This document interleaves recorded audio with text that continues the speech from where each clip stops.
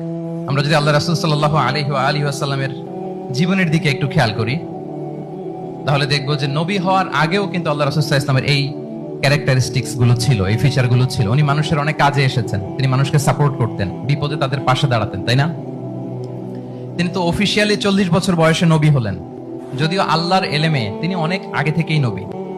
কিন্তু দুনিয়াতে আল্লাহ রাসূল সাল্লাল্লাহু আলাইহি ওয়াসাল্লাম যখন 40 বছর বয়সে উপনীত হলেন, তখনই তো হেরা গুহায় নাজিল হলো, ইকরা বিসমি রাব্বিকাল্লাযী খালাক, read in the name of your Lord who has created. এই যে 5টা আয়াত নাজিল হলো, উনি নিয়ে আসলেন, কাঁপতে লাগলেন। খাদিজা রাদিয়াল্লাহু তাআলা আনহার কাছে বললেন যে, মনে হয় আমি মারা যাব, আমাকে কম্বল চাপা দাও, আমার ভয় লাগছে, আমি কাঁপছি। তখন খাদিজা রাদিয়াল্লাহু তাআলা আনহা ওনাকে আশ্বস্ত করলেন, ওয়াল্লাহি লা ইউখজিকাল্লাহু আবাদা, আপনি ভয় পাবেন না, আল্লাহ আপনাকে অপদস্থ করবেন না।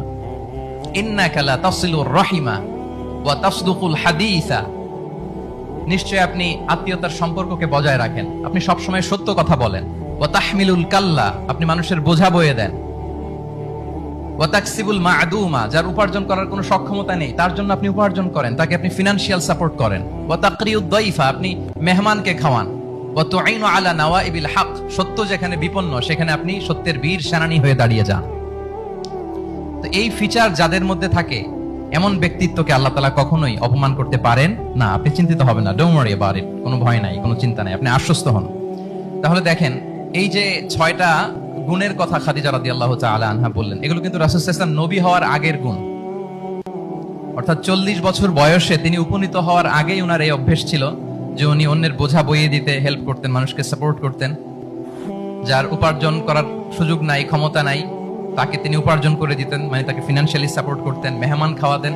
তার মানে নবী হওয়ার আগেই উনি জনকল্যাণমূলক কাজে নিজেকে সম্পৃক্ত রেখেছেন।